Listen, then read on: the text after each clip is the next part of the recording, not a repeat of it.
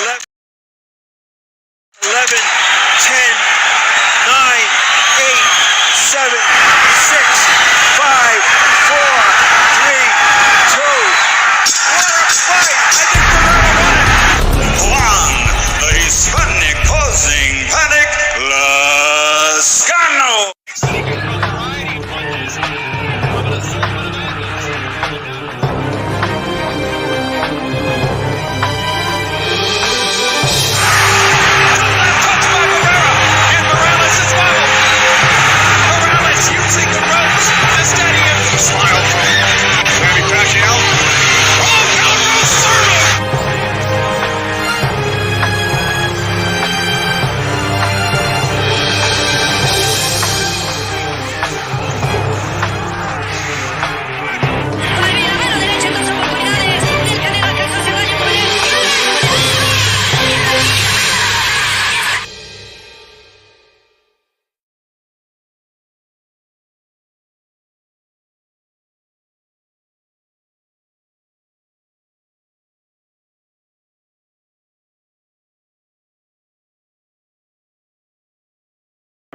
With his trainer, Eddie Reynoso, wearing black with white, also weighing in at 167.6 pounds. In his professional career, 54 victories, including 36 big wins by knockout, only one defeat with 2 draws, and he's undefeated for 6 years, and considered by many to be, pound for pound, the best in the world. He's the former 2-time light middleweight world champion, former middleweight world champion, former light heavyweight world champion, the reigning, defending super middleweight champion of the world, damas y caballeros de Guadalajara, Jalisco, México, representando al gran campeón, Saúl Canelo.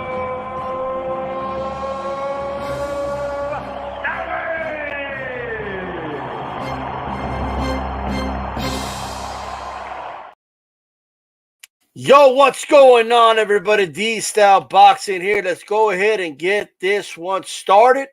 A lot to talk about. I mean, the news just came out.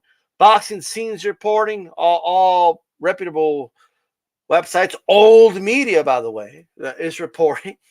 It's convenient today. People want a source today, right? They're reporting at the dismay of Ray Glacier that Tank Davis, right? Tank Davis versus Ryan Garcia did an amazing 1.2 million. That's what it's reported to be doing. I repeat, 1.2 million. We knew that the gate was over $1 million. They released a figure, I believe it's 22.5 million at the gate. All right. I just want to make sure people, gather that for a little bit. Afro-Rican G in the building. I appreciate the support, brother. Always supporting the channel. Everybody hit the like button. How's it? Just hit the like. Let's hit that like. You know what I mean? Let's see if we get to 60 before I end this live. I don't want to be like those dudes that want to keep begging for likes. Why don't you guys just give me the likes? You know what I mean? Like, I'm just saying. All right? In all seriousness, a lot of stuff to go over here. First of all, my reaction to it, I'm not that surprised. I remember on Sunday when Joe Beeb and Eric were on, I said I predict about 1.1 to 1.2 million. So people were like, I don't know about that, D-Style. What do you mean? Tank's only done 250,000. That's the most he's ever done. Like, I have a methodology that I use, that I've been using for years. More or less, and it's not perfect, but it's as accurate of a methodology that you'll ever get, right? And on this one, it's like almost on the money, right? And we're going to talk about that. Okay, we're going to touch on that. I'll message Joe B right now, see if he wants to come on, and so we can talk about this. What's my reaction to this, guys? I think this is great news. Like, I'm seeing people I could only speak for myself. Like, this is just me, right? I don't want to be a policía. I don't want to be a police to tell people, don't act that way. You know what I mean? There's already people that are gonna get mad, and it's like they're gonna do the whole like, why are you talking about pay-per-view? Don't you talk real boxing? Like, shut the fuck up. Get that stick off your fucking ass, okay? And just if you don't want to hear about it, okay, go talk about whatever you want to talk about, okay? We don't got time for this bullshit over here. Right? Yes, I'm going to talk about pay-per-view buys. Yes, I'm going to talk about the business of boxing. Yes, I'm going to talk about who's the face of boxing, who's not. Yes, of course, I'm going to give my opinion about it and nobody could do shit about it. It's the way it is, okay? If you don't like it, too bad. You know? I hope you hit the like button, though. I say that. Yeah. Nothing personal. It's just boxing talk. You know what I mean? At the end of the day. But look, boxing wanted the answer, little penny. I agree. I agree 100%. I agree with you. Boxing won. You know who lost? The people that for years keep telling us that boxing's going to die. Those are the people that lost. Right? This was a shot in the arm for boxing. It was. A sport that doesn't get covered by mainstream media. A sport where, quite frankly, they still say a lot of ignorant stuff and it's frustrating. But nonetheless, at least they're talking about it, right? At least they're giving their thoughts and all that. This is a sport where, you know, we've had, like, when they talk about it like in the past tense, and boxing will never be a big sport ever again. It's dying. MMA's taking over, and all the MMA fans that say boxing has no more stars. Remember, I want people to realize that sometimes we get a little spoiled and we don't realize something good in front of us when it's in front of us, right? And I think this is good. Like, I'm not gonna get mad about this. I'm not gonna like why would I do that? I've lived through the times. Like, I don't know how long some of you have been watching boxing, but I lived through the times when Joe Rogan and Luther Balla were having a debate on ESPN, and Joe Rogan was telling them, okay, all snarky and all arrogant, that there's going to be no more boxing stars, he said. Your sport is getting swallowed, he said, right? Like, very venomous towards the sport, like wishing death on the sport because he wanted to push his sport, right? When MMA came on the scene, they weren't looking to sing kumbaya, let's hold hands, and, oh, we could coexist. No, they wanted to kick boxing out of the way. They wanted to destroy this amazing sport of ours that I would think we all love, right? And he sat there, and he's changed his tune since then. But he was just, oh, your sport is getting swallowed. Your sport is getting killed. Any superstars that you had before MMA blew up, you will never have any ever again. Jermaine Taylors and the Weekly Rights and the De La Hoyas, that's it. There's going to be no more stars because MMA is blowing up and it's better. Well, some people don't want to watch dudes roll around in bicycle shorts. It is what it is. It's not for everybody. Grappling not for everybody. Kicking and screaming ain't for everybody. It's okay. Taking somebody's back ain't for everybody. Okay. Being dominant in the ground just isn't for everybody. It is what it is. If it's for you, it's all good. Okay. I'm not saying I don't like MMA. I mean, you know, it is what it is. But all the snark MMA fans that for years have been saying that the sport's going to die and boxing will never have another pay-per-view star ever again. And then you go back, right? Well, you guys got to understand, we're all in the foxhole together. That's what a lot of you need to understand. I don't think a lot of you understand this. We're in this foxhole together. Look, Dana White, before the De La Hoya Mayweather fight, oh, yeah, if Mayweather wins, that's the end of boxing. You know, De La Hoya's the last star. Mayweather will never be a star. Guess what? Mayweather became a star. Pacquiao became a star, right? Canelo became a star. When it said heavyweight boxing was dead, Fury and Wilder gave us a big fight, right? They didn't reach the million, but it did close to 900,000. I mean, I thought that was a success. That's good for boxing. And then now you have another star in Tank Davis. That is a slap in the face to anybody that wishes harm and wants to see our sport die. That is a message that, yes, this sport could create new stars. Yes, it is possible. Yes, people still want to watch boxing. This sport has been around for over 100 years, and it ain't going nowhere, right? That's what that means, but it's all together. Canelo shut those critics up. Pacquiao shut those critics up. Mayweather shut those critics up. Boxing having a successful event, right, it's not a bad thing. It never will be. And people say, oh, like people don't want to see real boxers. They want to see influencers. I think the influencer thing, it played its role. I do think it brought some new fans to boxing. But now they're like, yeah, I'd rather watch that Tank guy than Jake Paul. They could see that there's a skill level gap and he's a lot better. And maybe they want to see a Ryan Garcia instead. Maybe now they'll watch Shakur instead. Or they see Canelo and they'll rather watch him. And I think boxing absorbed some of those fans, not all of them, right? And it reaped whatever benefits it took from it. And I do believe that influencer boxing is going to start to fade away. Like that little circus act, it's running its course, right? Jake Paul versus Fury's brother just didn't do that well. Like, you know what I mean? That's why he's not you know what I mean? It's not like it's Jake Paul's pay-per-view numbers haven't been that great. So that's a good sign in my opinion.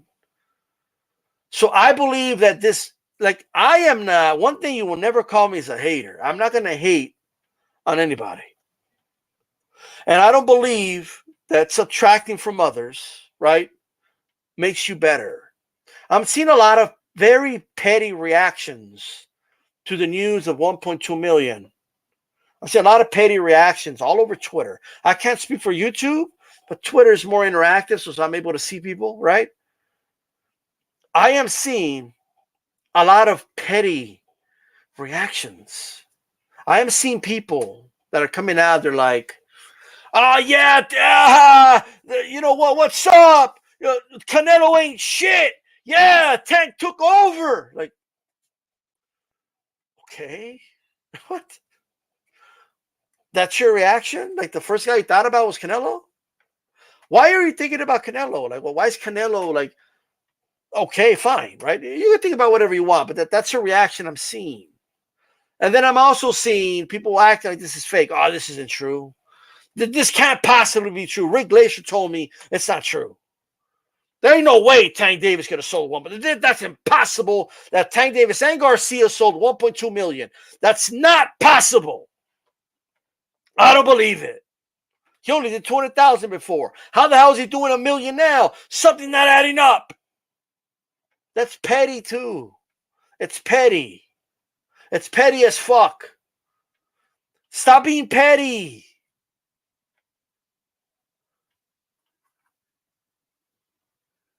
It just is what it is. That's what it sold. So what does it mean?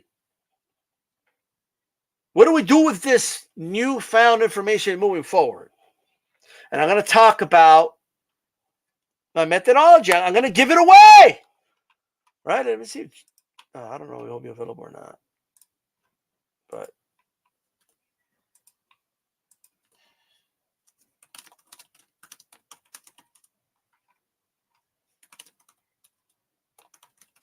there we go. I'm going to give it away. But look, before I get there, as I was saying yesterday on 2 Lives of Calix, like in the Spider-Man movies, with great power comes great responsibility, right? I am not going to argue with anybody. I'm just not. That wants to call Tank Davis the face of boxing. All right? I'm not going to do it. What I'm going to do instead is say, okay, now that he's the face of boxing, he needs to do face of boxing shit. Right? So now what? Okay, you did 1.2 million. Now what? That's it? You celebrate for life. He's going to go in the Hall of Fame. That's it. Right? Like apparently you guys believe that the face of boxing is a title you need to keep, right? So what's next for Tank? What is expected of a face of boxing? Exactly. So this is what I'm expecting. I expect the face of boxing to be a world champion. I expect the face of boxing to prove he is the best in his division. That's number one, right? First order of business. And how does he do that? Well, first thing you got to do, Tank, is grab a real strap. And it just so happens that the winner of Devin Haney and Lomachenko is going to be the undisputed champion. And that is what it is. It's not debatable. So now, I want to see Tank Davis fight the winner of Lomachenko versus Devin Haney. You're telling me right now that if Canelo was sitting in a division, just had a big fight, right? Because Canelo has been in a similar situation. Canelo did fight a guy who had a quote-unquote big name, right? In Chavez Jr., and they did 1 million pay-per-view buys when he fought him. But guess what? People still did, and rightfully so. You got to fight that dude from Kazakhstan. You got to fight Gennady Golovkin, Canelo. Yeah, it's nice and all that you did 1 million buys with like nobody said, oh, wow, he did 1 million buys. He don't got to fight nobody now. Woo! Like nobody say that. What were people doing? And rightfully so. You got to fight that dude from Kazakhstan. He's undefeated. It's perceived that the whole world is ducking him. Everybody's saying that Martinez ducked him. Everybody's saying, okay, that Cotto ducked him to fight you instead. It's time. It's okay, fine. You did your little $1 million pay-per-view, million buy pay-per-view. You did a little nice gate with Chavez Jr. That's nice and all. But now it's time for Saul Canelo Alvarez. You might be the lineal champ at 160, but the man at this weight class is called Gennady Golovkin. It's time for you to fight that dude. It's time for you to fight him, Canelo. So guess what? Tank Davis. Who's next? I want to see Tank Davis. I want to see you get in the ring with the winner of Devin Haney versus Lomachenko. But why? Guess what doesn't work anymore? Just like it doesn't work for Canelo, what does he bring to the table doesn't work anymore. He's not a big name, doesn't work anymore. He's not a draw, doesn't work anymore. We can't afford him, doesn't work anymore. You can't be the face of boxing and say you can't afford a fighter. Shout out to True Media Today, USA Boxing. That's Coach Malachi. Subscribe to his channel with a super chat. Much appreciated. Hold the line, D-Style. Spot on as usual. Fire emoji. Well, you know me, I'm always working hard out here. I'm a hard-working man. Let's keep it moving. All right. Look. Shout out to you, brother. Look. I'm expecting you to fight the winner of the fight. And for those, look, I get it. I get it. Let Tank have his moment. Cool. Like Tank's having his moment. You don't think he's having his moment? Boxing doesn't stop, right? It don't stop. Like I come from the time where after the Chavez Jr. fight, Gennady Golovkin was in the ring. Okay, and they announced that fucking Canelo fight. So guess what? I'm expecting the same thing here. I want to see him fight the winner of that fight. I'm expecting you as the new face of boxing. I want to see you offer Devin Haney something he can't fucking refuse. Drop a stack of 10 million. A nice suitcase of 10 million. Go ahead and drop it. $10 million, Devin Haney, for the undisputed championship of the world. Are you down? Are we going to do this? Are we ready? That's what I want. That's what I want to see. You're the face now. You're the face of boxing, right? With great power, comes with great responsibility. Now we're going to hold you to a higher standard now. All right? So that's what we need from Tank Davis. You need to fight Devin Haney. And I don't want to hear we can't afford him, Leonard Allerby. I don't want to hear that. Shout out to Calix in the chat, by the way. Easy fight to make. You're the face. You're a draw. You're doing over 1 million pay-per-view buys. You could definitely pay Devin Haney. You could definitely promote that fight, right?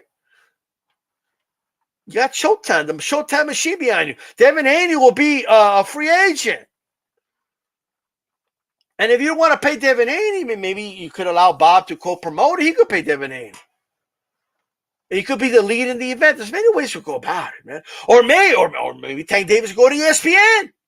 Why not, right? That's what we expect of the faces of boxing, right? So you go to ESPN and you make the fight happen. There's so many things. You should be willing to move mountains to make that fight happen. Right? But I won't go that far because I'm not unreasonable. I understand that Tank Davis has all the chips. I understand that fight's going to happen where Tank Davis says the fight's going to happen. You know why? Because I'm a consistent motherfucker. That's what I am. Right? That's what it feels good when you're consistent because like it just feels good when you can remind people how consistent you are. Like you make a point and then you just remind them, like, see how consistent I am? See how good it feels to be consistent? It feels good to be consistent. Like God, it feels good. But look, I want to see I want to see that fight. That's what I want. And if you don't give me that fight, well, give me something in the ballpark. You know what I mean? Like, don't give me a Raleigh rematch. That ain't going to fly. Raleigh is like Tank's Yildirim. Imagine Canelo like rematching Yildirim. Well, that wouldn't make any fucking sense. You know what I mean? Wasn't even mandated to fight Raleigh. This shit's insane. But I'm hearing rematch rumors about to fight Raleigh. Some of you might shoot me for this. I wouldn't mind a Pitbull Cruz rematch. That's me. I wouldn't mind that rematch. I won't complain about it, right? I wouldn't mind that rematch to be honest. But you got to pay Pitbull Cruz. You are the face of boxing now. You know what I mean? Whatever amount of money it was considered unacceptable for Canelo to pay a fighter is now unacceptable for you to pay a fighter. Because that is now the mantle where you're at. Now you have to really make some real offers. You're the face of boxing now, right?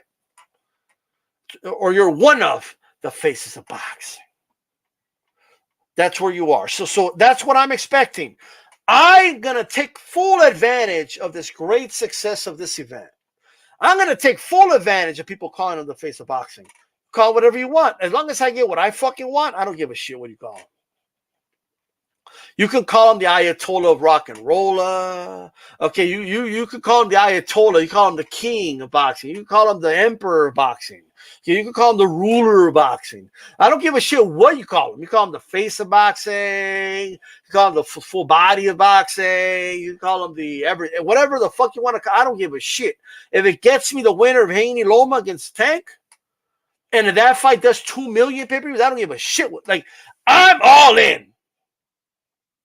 I'm going to tell you that right now.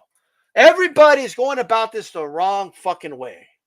Like everybody's just going, like everybody's worried about the debate. Oh, is it Canelo? Is it? It's whatever to me. Give me what I want, and I won't complain. You call yourself whatever you want. Leonard Allerby could be there with his big ass nostrils, okay, bragging about how you're the A side, you're this and you're that. I don't give a flying F how you see it. And yes, I'm going to give you guys the secret. I'm going to give you guys the equation on how to have a rough estimate.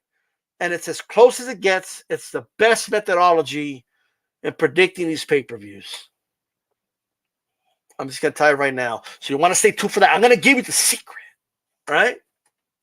It's better than the made-up, like Rick Glacier just pull shit out of his ass to come up with his numbers. No, me, I have an actual methodology that's current and that you can actually look at supply demand. You can discern from it, and when I do the math, I'm telling you right now, it's not 100%, but it's as close as it gets. I promise you, it's as close as it gets. So stay tuned for that. I'm fully expecting for people to make, like, who's the boogeyman for Tank, right? They always make a boogeyman for the face of boxing, like the guy that he won't fight. So who are those guys for Tank? We need to start naming those dudes. And then we need to start having guys like pushing for the fight. And that's what I want to see. That's what I want. I like, I'm telling you right now, this is not, you think I give a shit? Let me tell you guys something. Tank's success does not take away from Canelo. Canelo's success does not take away from Tank. Tank and Canelo get along. Canelo says Tank's his favorite fighter. Canelo, you watch boxing? Nah, I only watch Cervanta. Right? And then they have this mutual respect for each other. But here, you guys over here out there like arguing and having these beefs, and then like some people acting like it's a bad thing that this happened, some acting like it didn't happen, some acting like it's a sad day for Canelo somehow because Tank Davis had a good run. Canelo's making like, dude, like he's fine. Like Canelo's making like tens of millions of dollars per fight. He's going to be offered a record-breaking deal from PBC after his fight with Ryder, and they're going to be bidding for his services on all the networks. Like, Canelo's fine. Canelo's not going anywhere. All right? Like, this idea, they're not even close to the divisions that they're at. Boxing is a global sport. One guy's at lightweight, the other guy's at super middleweight, and then you got, like, Fury over there at heavyweight. They're never going to fight each other. Fury's huge around the world, not so much in America, but around, he's kind of known, but he's huge around the world. Tank's big in the U.S. Okay, I would even say, I can't speak for other countries. People from other countries can tell me how big Tank is over there, right? But I have friends from other countries. Now, they're hardcore boxing fans that say they like Tank, right? And then, like, Canelo's big in South America, definitely in Mexico. 20 million people watch that dude live on TV fight over there. He's big here in the U.S. He's big around the world. They wanted him to go to the U.K. to fight. Right? So we have arguably three big boxing stars globally. And you guys are arguing about who's bigger, who's the face, and who's this and who's that. You know, we literally have, like, and I'm going to give you my opinion. Don't get me wrong. I'm going to give you my opinion. But I want to make this point clear, right? The face of boxing is whoever the fuck you want the face of boxing to be at the end of the day. If you want it to be Cervante, it's Cervante. If you want it to be Fury, you want to make an argument that worldwide Fury's bigger, okay, make an argument for Fury. If you want to say it's Canelo, you can say it's Canelo. But guess what? They're so apart in weight classes, right? And it's better for boxing to have multiple faces. It just is. It's a better thing. All these other dudes like the Devin Haney, Lomachenko, Shakur's, they can't fight Canelo. Canelo's like way up there, right? So they don't have an opportunity to fight a cash cow and make these huge events like that. So it's actually better to have a star down there so they can make these big events. It's Canelo's not going to go to heavyweight and fight over there. So it's good to have the heavyweight division a little vibrant and exciting and have these big guys fighting each other. All those things are good things. They're not bad things. Now, I will say this. I'm going to give you my opinion.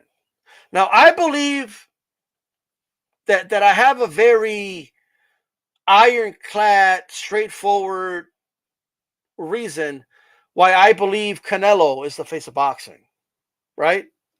First of all, when Canelo has a great event or a successful event, I never see Canelo fans like mock other fighters and say, see, that guy Spence ain't shit. Look at what Canelo sold. Like, it's just not. The fact that people are thinking about Canelo when Gervonta Davis has a great event at lightweight, right, tells me that people have Canelo on their mind. Like, it tells you that Canelo's the bar, right? Now, they'll make the argument why he's surpassed the bar. I don't know about that, right? I mean, Canelo has two events that did better. Like, at the end of the day, like, you know, it is what it is. And he's been more consistent. I value consistency. I value like what you've done, not just what you did just now, right? I value what you've done in the past year, in the past month, in the past few years, and what you've done in your totality. At the end of the day, it's prize fighting. When I see Gervonta Davis above Canelo on the Forbes list, that he made more money in his prize fights. When I see that, then I'll be ready to say it. But for right now, that's just my personal opinion. But it's a good thing that now you have guys like Shakur, like Tank, like Lomachenko, right? Now they have a cash cow that they could fight, right? And they could be part of these extravagant events. That's a good thing for boxing. It's good to have multiple stars in multiple divisions. It doesn't take away from anybody. When Canelo has a great event, it doesn't take away from Fury. It keeps boxing in the limelight, so it gives other fighters more limelight. All right? Shout out to Joe. How's it going, brother? What's up, buddy? How's it going? How's it going? Well, what do you make of the news? What do you make of the official news that the fight did? Are you upset or are you happy? I'm very happy. I mean, we have our formula that we use. I can't wait till we reveal it, and people are going to be so shocked when we reveal this formula. How close and accurate it is. It's usually right about 75% of the time, sometimes 80, right. And it's very interesting, man. It's a very interesting formula we have, and it's almost surreal. Like when we did this the other day. And we felt pretty good about it, right? Felt pretty good about it, and it's like people are gonna laugh when we do it, and they see how dead on the number was when we do it. It's hilarious. I want to reveal the methodology, but before I do that, I feel like a lot of boxing fans are acting very petty for something we should all be celebrating. That's how I feel. Yeah. Some people are acting like this is a bad thing for Canelo for some reason. I don't know how, but that's. And then some people are acting like it's not true. They're in denial. I don't get it. I mean, it's. What do you make of it? Like, what do you? Because I remember there was a time we would all be happy when boxing would have a big event. I mean, it's tribalism. You can't like both people. It's everything is binary now in boxing. It's either or. Like you can't be subscribed to Showtime and DAZN and say, well, certain fights I think belong on Showtime, certain fights belong on DAZN. Certain promoters do a good job with, a specific type of fighter. I mean, maybe Eddie Hearn is doing a great job with the female fighters, but Top Rank's doing a great job with some of the younger guys, some of the developmental guys, right? Like everyone has their lane, but these fans will have you believe that it's either or. You can't like everybody for, you can't say that like I like this guy for this or I like this person for that. It's either or. It's almost like the Democrats and the Republicans. You can't like the Democrats have certain issues that you may agree with them about, but there's one part of the issue you don't agree with them on, and they flip out. It's like you have to follow us, be a sycophant. You can't have any independent thought. You have to just subscribe to the whole thing. It's got to be all or none, and that's how boxing fans are. You're either with me on this or you're against me. There's no middle ground, right? And it's ridiculous when people are saying, "Well, Tank can't be the face of boxing," but by you guys talking about it all the time, you're putting him in the conversation. No one's saying Rawley's the face of boxing. You know what I mean? No one's just throwing other random names out there, right? But you're putting Tank's name in the conversation. Now, do I think he is? I'm still going to say Canelo's the main man in the United States. I think he has the track record. But again, this could be that breakthrough fight for Tank where, of course, he may not do this 1.2 again with just anybody, but I don't think he's going to go back down to the 200,000s. I think he's going to get some type of residual benefit. There's going to be some type of effect from this where he's going to get a bump moving forward, right? I mean, maybe his bottom end will be 300,000 moving forward, right? So we'll see. Time will tell. Like for Floyd, his bottom became like 450 with Berto, like yeah, you know what I mean. So we'll see where it goes from there. But like for me, like it's like this. Let's say hypothetically, hypothetical. Let's say Sonny Edwards, Bam, and Bam. This I doubt this will happen. Let's say they had a fight, right, in the lower weight classes. Yeah. So those are two little guys, right? Yeah. I would want them to do 1 million buys. Like, and if they did, that wouldn't hurt Tank. It wouldn't hurt Canelo. It wouldn't hurt Fury, because you want a star in all these weight classes, so everyone could participate in these mega fights. Now, like, unfortunately for all the little guys and the big guys, they can't fight Canelo, right? Fury's too big, right? Shakur's too small. Like, but what about the little guys? Like, I want to see stars. Like, there was a time where like Nassim Hamed was the big star for the little guys, and look at what it did. It like Barrera became popular out of it. Morales, HBO was willing to start putting the little guys on TV, on their network more, right? And there was people don't even remember. Like, there was a time where in America they wouldn't show the little guys like that, right? So we need stars in all these different weight classes. Like Canelo and Tank are not even anywhere near remotely close to each other weight class wise. Like, they're not. So one guy's success does not take away from the other. You could argue the opposite. I think one guy's success gives more attention to the other guy, and vice versa. It's funny too, because you're hearing, oh well, Tank could never do these numbers without Ryan. It's all Ryan.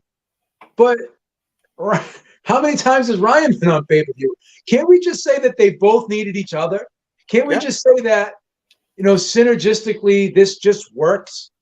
We look at numbers. We looked at Floyd Mayweather before he fought De La Hoya, and he did like his highest number was 374,000. De La Hoya's was 1.4. We talked about this.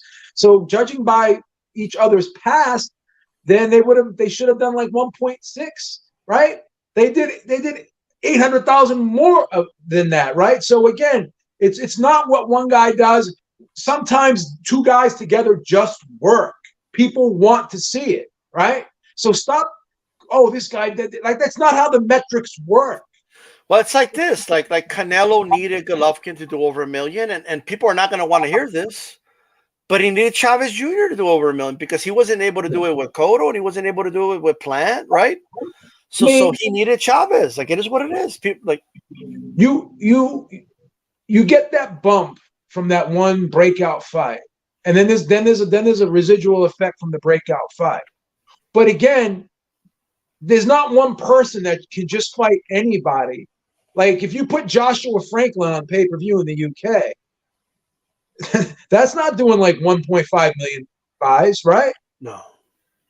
Probably do 300,000, 400,000 pay-per-view buys, right? So again, everybody needs a good opponent. Like, you just can't say this guy is a star and you can throw him into anybody. Even Canelo, as much of a star as he is, I mean, no disrespect to Bivol, but he fought Bivol, and Bivol's not well known, and it did 500,000 pay-per-view buys on DAZN global, which is a good number. It's a good number, but it's not a spectacular number for him. Much lower than we normally did. So again, everyone needs an opponent. Everyone needs an opponent. Well, what I will say is that when each guy fights like an unknown opponent, Canelo does better, right? Of course. So like at least we don't know moving forward, right? But as of right now, I agree with you. I have Canelo as a quote unquote face still, but I'm not going to lie to people. And the more I've thought about it, I know Peter Garcia said this. Why can't there be more than one face? We have different divisions. Like, some of these guys are never going to fight each other. I want there to be a heavyweight champion that's a draw. I want to see a middleweight that's a draw. I want to see a welterweight that's a draw. I want to see a lightweight that's a draw. I want to see a featherweight that's a draw. I would prefer that any day. Yeah. But hey, it is what it is. But I get it. People want that one guy. Okay, but to me, it's still Canelo. But people are going to have their opinions. Let's talk about our methodology. So For years, right? We've been predicting pay-per-views, and over the time, I just noticed. You notice patterns, right? Yeah. And I started noticing, like, you know what? Every time, like, I look at the gate, it seems kind of consistent that, like, the revenue that the pay-per-view generates, sometimes it's triple or four times. We'll talk about that, right? What it made, like, with the actual gate, right? And what people need to understand, and now it's not perfect, but the gate tells us a lot about demand, and it tells us a lot about interest for a fight, right?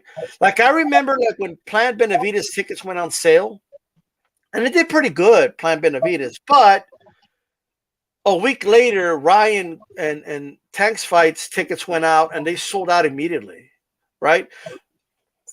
And next to the Ryan Tank fight, right, the Benavides Plant fight looked kind of underwhelming with the ticket sales because you're comparing, right? And that's one of the first things I noticed. I was like, "Whoa! Like, look how quick this sold!" Like, We said right from the jump that it was going to be roughly like a $20 million gate, maybe a little bit over. That was our prediction. yeah, because of how quick it sold. What does that speak to? And we looked at the prices, and we kind of did our rough estimates, right? Yeah, we didn't get it down to the dollar. Like we said like 20 million, 21 million. We didn't get 800,000. We got. What does that speak to, though? 21 million. It speaks to demand. Demand is the key word here. Demand. Okay. In Glacier, before I reveal it, let me tell you why I knew, and no offense to Rick Glacier, but I knew his 67,000 buy, or 61,000, whatever he said it was. Yeah. For Tank Garcia back in January, I knew he was full of shit. Like, I knew from the gate, okay, he ain't telling the truth. Because when I did the math, the 61,000 with the pay-per-view revenue would have been less than the gate, right? Which has never happened in the history of boxing. It's impossible.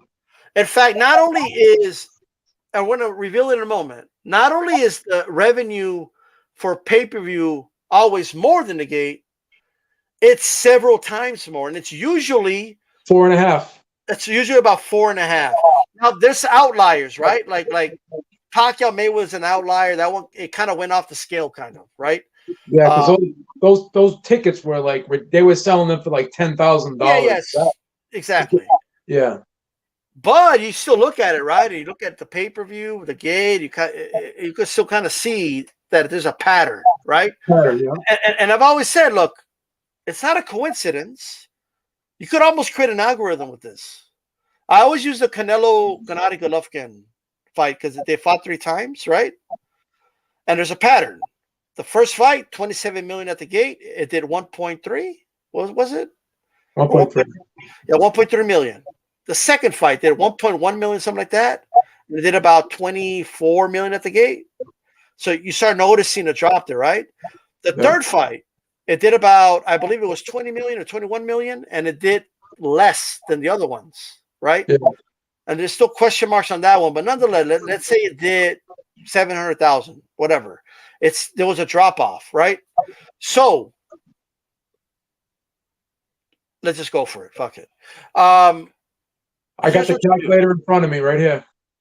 All right. So it was 22.5 million. You guys could do it. 22.8. 22.8. Okay, and you guys could do it right now. You could do it. You could Pull do out the your math. calculators. Pull out your calculators. This is gonna times that by 4.5. So times the gate by 4.5. Okay, you guys go ahead and do that. Now, how much was the pay-per-view, Joe? $85. So when you times that by 4.5, you get 102,600,000. Now you divide that by the 85. Watch this. And what do you get? $1,207,058. Boom. That shit's right on the money, brother. It's right on the money. And you could do this with, and it's not perfect. I don't 75% accurate. Yep. And It's and all I and, simple. I- and I and I swear to God, I believe whatever algorithm they use is tied to this somehow, right? And that's how they determine what they're going to charge. That's how they determine, right, how much they want to give in guarantees, how much they want to invest. And there you go. And you know what? If you do it for Canelo Plant, so remember, Canelo Plant did about 18 million at the gate, and it did about 800,000. Are you guys noticing a trend? Just notice a trend right there, right? So it's not 100% perfect, right? But this was right on the money. That's why we said it was going to do about 1.1 million. Once the gate numbers came out, I had said it's going to do about 800,000 because I wasn't sure if it did over 20 million or not. But once they confirmed it, once Leonard Allerby came out and said, I was like, okay, why would Leonard lie about this? That it did over 20 million. And I said it'll do it about 1.1 million. But now with this, bro, it's like ironclad, bro. It's close. You get the gate, right? That's how New Glacier was full shit. Yeah. Like, and let me tell you guys why. Well, why is that? Well, think about it. Just think about it for a moment. These tickets at the fight are very expensive. This is in Vegas. If 20,000 people, right? Where did he fight against? Where did he fight in January? Was it in DC? I can't remember. I think it was in. I want to say it was in his hometown. I think, if I'm not So mistaken. Baltimore, DC, around that area, right? So you expect me to believe that he fought this unknown guy, right? Not a lot of people knew who Garcia was, right? You expect me to believe that whatever it was, 15,000, 20,000 people showed up to that arena, paid all that money, had that very high gate, right? A very respectable gate, but only 61,000 people bothered to like purchase it on like from the comfort of their own home. That doesn't even make sense. Doesn't. No, and then when you look at a fight like look at the Ryan fight. Look how many people are willing to buy plane tickets. People are willing to buy hotels. And remember, it took them forever to tell us if it was official too. Yeah. Look how many people were willing to buy tickets, plane tickets, book hotels, and all that stuff. A lot of it is non-refundable, by the way. Willing to buy a fight ticket, go like take time off work, get PTO time, right? To make a $22 million gate collectively. But you want to believe people out here that are saying, there's no way this could have done at least 300,000. You want to believe people that can't possibly see this fight doing $1 million when, Joe, almost all the fights that did over 20 million at the gate did over $1 million. I don't know of one fight that did anywhere near 20 million didn't do 1 million pay-per-view buys. It's never happened. I mean, the Wilder fight did like 18? like 17 million at the gate, and they did about like 800,000. 850. It's very like, bro, like the plant, it did 18,000 at the gate, and it did about 850. Yeah. Like, just look at the gates. That's all you got to look at. Now, granted, I do want to give a disclosure, though. That's if the fight's in the U.S., because we're going by U.S. dollars and the market, like the market in the U.S., the demand in the U.S. That's what we're going by, right? So I don't know how much Canelo did at the gate against Ryder, but I wouldn't try this methodology for that fight because that fight's in Mexico. So I don't know how. I don't know if we can go by that, but we could try it anyway, right? Who knows? But that's why. We talked a lot of shit about the zone all week, but here's another area where they really screwed up, in my opinion. They should have sold this in the UK. They shouldn't have given this fight free to people in the UK. They made people pay for Canelo Golovkin 3, I think, in the UK, right? They had to buy that, didn't they, on the zone? The UK people? Yep. But they gave them this for free. I'd love to ask the UK fans if they would have paid for this if they had to. When Bass is on the show on Thursday, I'm going to ask him, if you had to pay for this, would you have bought it or would you have not bought it? Because imagine what they would have done. If they got some pay-per-view revenue in the UK, that would have been great. for sure. Now, granted, I just once again, it doesn't always work, but Pretty I'm close. telling it's more accurate. It's more accurate than making shit up out of your ass like some people do out there. It's more accurate than, oh, I asked my cousin, he didn't know about it, or it's more accurate than anecdotal stories or a feeling, or you don't like that promotion, or you don't like that fighter. It's more accurate. I'm gonna tell you that right now, right? And there's going to be outliers and stuff, but it's pretty much right there. And I'm going to tell you right now, find me a pay-per-view fight that had over 20 million at the gate.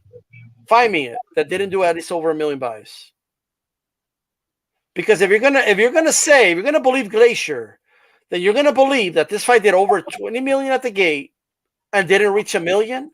That would be an outlier. That would be odd, actually. That something would be off with that. It's my opinion. But Glacier says it did 400,000 less or 500,000 less than they're reporting. Yeah, it's not right. I don't know about that, you know. And then like everyone's lying, but Glacier's telling the truth. Like which one? Like you got to pick and choose who you want to believe. It's crazy. Yeah, you know, it's just bananas. it is bananas. But there is our methodology. We'll see how long the methodology works. We'll try to. I feel like the posters for elections this year, we have our little methodology. But hey, sometimes the polls are wrong. Our methodology will probably be wrong here and there. But you know what? I think it's accurate. It's accurate to know if a fight's going to do over 1 million or not. I'll tell you that right now. So Absolutely. All right, brother. Gonna go ahead and wrap this one up. You have any final words? Yeah, let's just do one final thing, right? Because if this did 1.2 million pay-per-view buys, right? Mm-hmm. So let's do the math on this. Okay. Times that by 85. So that would be $102 million in pay-per-view revenue plus 22, 8, 9, 22. Really quick, the Apple type. The Haplo. Glacier said 700,000 on Monday, and he said the numbers would change as the week goes on. I don't see the issue. The issue is that Glacier's saying that the numbers are fake and that it's not true, that it didn't do 1.2 million. That's the issue. The other issue is I just believe he made that number up. Yeah, he made the number up, bro. We all know the numbers change. He's not a genius for telling us that. Yeah, so this fight did about 120 generated about $125 million. So let's just look at the highest grossing fights of all time. Well, and because of the digital, the fighters are keeping more of this because, like back in the day, they had to split half with the providers. You know what I mean? And a lot of it is digital now, so they're keeping a lot of this money, bro. Yeah. So let's see. So if you look at this, this could replace. So Mayweather Pacquiao did 410 million. Mayweather McGregor 396. That's number 2. Mayweather Alvarez 150. Mm-hmm. Mayweather De La Hoya 136, which is incredible for friggin' that 2007. Mike Tyson, Lennox Lewis, 112 million. This could replace Mike Tyson versus Lennox Lewis as the 5th highest grossing fight of all time. This could be number 5. Think about that. Think about that. Can I give the asterisk, or should I lay off the asterisk? You can do you can factor in inflation. Sure. But yeah, I mean, it is what it is. Look, when Lennox and Tyson broke their record, nobody brought up inflation. So, in fairness, right? Sure. So it is what it is. And Mike Tyson, Lennox Lewis have the highest heavyweight grossing fight of all time. Yeah. Isn't that amazing? That is amazing. You know, like look, Tyson, Fury, and Wilder have the gate for heavyweights. If we don't count inflation, they got it. So In Vegas, not of all time. Like I don't know if that's all time, but I know it's in Vegas. one more thing I want your opinion. I was talking about this earlier. One more thing I want your opinion on, or not so much, just your thoughts on it. So, do you remember when Joe Rogan, the Joe Rogans of the world, the Dana Whites of the world, the MMA fans of the world, were saying that, oh, now that MMA blew up, boxing will not create any new stars. Like after De La Hoya, that's it. And since then, Floyd's been a star, Pacquiao's been a star, Canelo's been a star. Now we have Tank as a star. We got we could maybe argue Ryan's a star, maybe. You know what I mean? Joshua, Fury. We had a big. I mean, what? Like, what's your overall opinion? Because to me, well, I remember boxing fans used to bond together, like against like the people that wanted to see the sport die. And maybe we're just spoiled now. We don't realize that was like a thing, you know? Because people look at boxing and they try to put it in a box, but they don't realize that there's 10,000 registered boxers in the world currently right now, and there's only 1,000 mixed martial art fighters registered in the world globally today. So we have the sport of boxing. I'm saying the sport of boxing has 10 times the amount of fighters, right? So that's why it's harder to make fights, because it's all about supply and demand. When you have a big supply, right? Mm-hmm. Then and you have a lot of different broadcasters, right? You have all these different fighters where they can go and they can pick and choose who they want to fight, right? It's a different dynamic. So that's why you don't always get the fights you want when you want them. But in the MMA, you still don't get the fights you want when you want them all the time either. But you have a higher probability because there's less fighters. So by the process of elimination, they have to fight each other because there's not as many of them. That's just the way it is. So that's the thing. And MMA, although it's a big sport in Brazil, right? But in terms of generating money, boxing generates so much money, not only in the United States but all over the world, right? When you look at Japan, you look at the UK, you look at Eastern Europe, right? And now we got Saudi. Let me ask you this: how many MMA fights has Saudi reached out and tried to lure there to the Middle East? Not many, right? So there's just more people globally dumping money into the sport, whereas it's not the same with MMA. Now, of course, you have, what is that company called? Is it WEMI or whatever it's called? The one that just bought WWE. Yeah, I think that's what it's called. Yeah, I could have got that wrong, but it's that huge company, right? Mm-hmm. But again, you have Saudi princes investing in this sport. You have Les Blatnovic, Ukrainian man, who's worth about like $15 billion. He's invested money in the sport, right? So you got all these people investing money in the sport, right?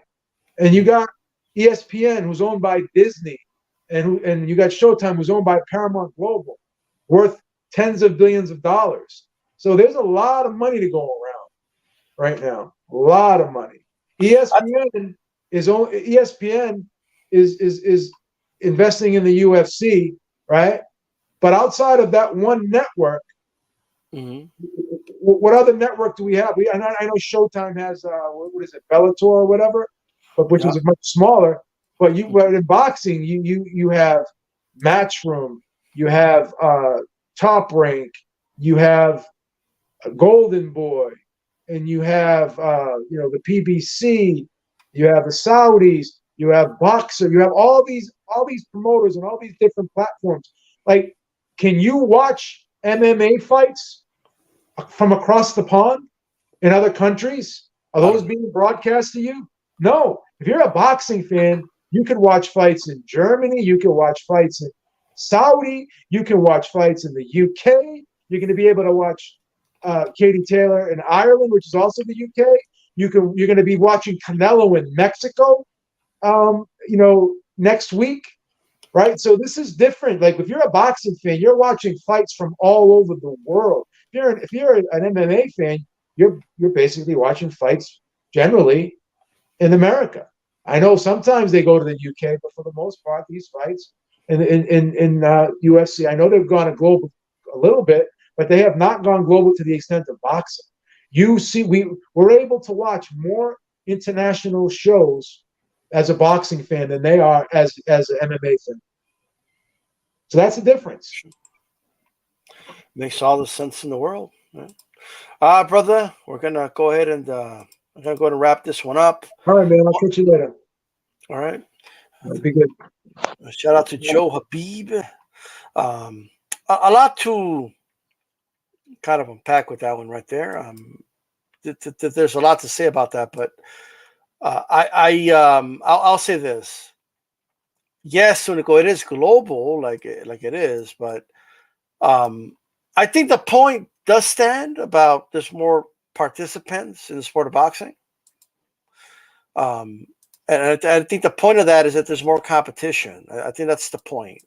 In MMA, I kind of feel like, man, I can get this shit. There we go. In MMA, I feel like perception is everything, man. Like a fight like Devin Haney versus Lomachenko would be a big deal in MMA if we had like that same level of like fight. You know what I mean? Like it's my opinion. A guy like Ryder at that level would be like a top 10 UFC fighter, and if when Canelo beats him, they'll be calling him a beast. And I just think the perception is different. You know what I mean? I just think the perception is different.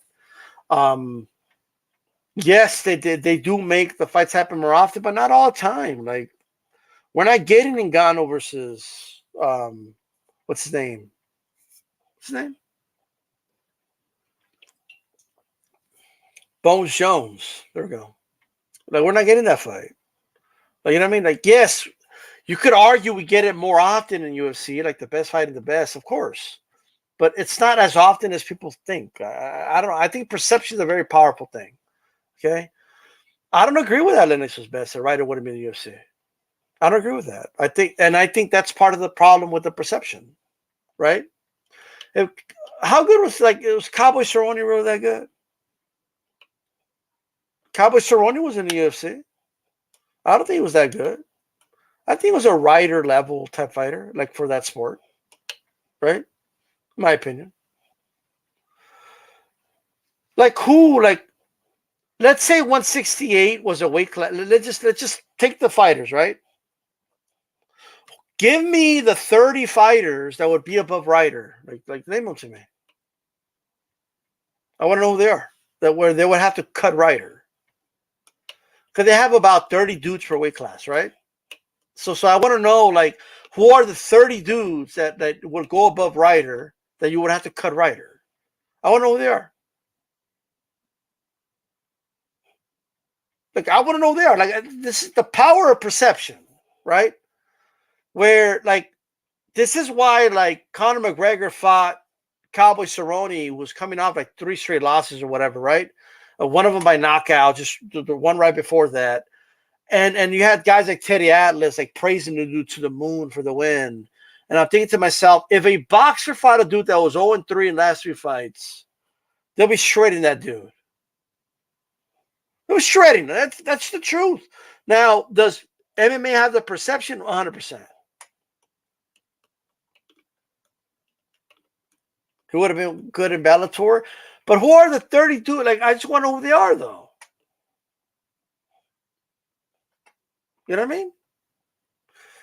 I just don't agree. I think Ryder would have been a bona fide, respected, like a Bisping level. Like, that's how I see it. I got to be honest. Like, I didn't look at Bisping, and he's not like an elite guy like that. He was a champion. And then I think Ryder's like a Bisping, bro. Like, to be honest with you. Canelo's like the Bone Jones and stuff like that. Like, if we're talking elite level, but Ryder's a Bisping. Like Canelo's gonna fight the Bisping of MMA of boxing, bro. Canelo's about to fight the Bisping level boxer of that skill level. And we have boxing fans acting like he ain't doing shit. You know what I mean? Bisping, like Ryder's the Michael Bisping of boxing. I'm gonna say it. That's what Ryder is. He's like Michael Bisping level. Yeah, I'm gonna say it. I think that's what it is. Because you gotta give me the 10, 15 dudes that are gonna be in front of him that you would cut. You know what I mean? But Ryder's not a champion because he's got Canelo right there. If Bisping had fucking Bones Jones in his division, he wouldn't have been a champion either. You got to put things in perspective. You know what I mean? I'm just saying. He's like a Bisping, I would say.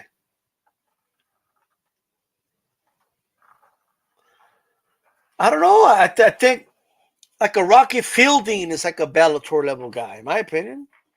Like Rocky Fielding would be like the Bellator champ. And then Smith would have been like the reigning UFC champion. Canelo would have beaten him. Plant would have been right there, like a top 5 UFC dude. Benavidez would be a top 5 UFC dude. Ryder would be top 10 UFC dude. You can't name me 10 dudes that you would put in front of him. You just can't do it. That's why you haven't done it. Give me the names. Give me the 10 dudes that when you put in front of him and he'll get cut. I want to know who they are. I just want to know who they are. Like, I'm just saying. You know what? Yeah, like UFC. Remember, UFC is a sport where like Brock Lesnar showed up was like 1-0, and 2 fights later he became their world champion. And I'm just saying, like let's stop acting like they have this depth of talent like that. You know?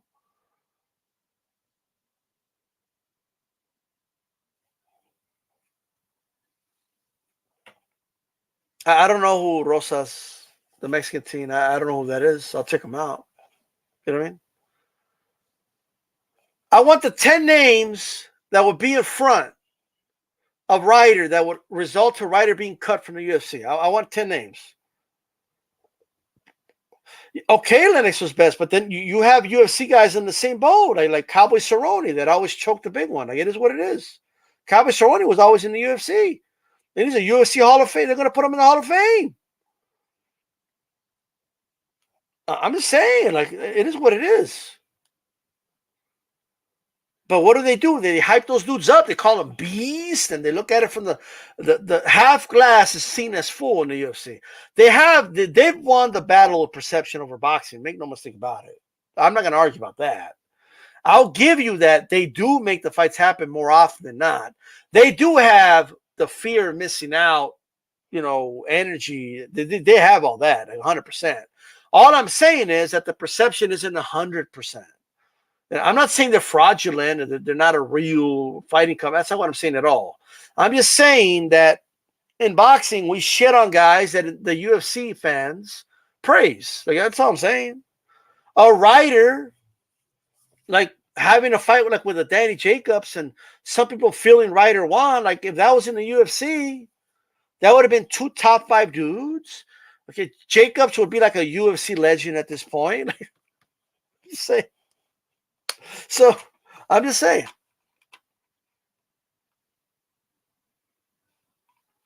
Yeah, but Cerrone wasn't cut from the UFC. But you're saying Ryder would have been cut. I don't know about that. I'm not sure. I've seen guys in the UFC, like, get demoted and they show up years later, become champion. It is what it is. I mean, I'm just saying, right? What I do know is that it's good for boxing to have as many big events. It's good for boxing that it did the numbers that it did. I'm happy for Tank. I'm happy for Ryan. But what's next?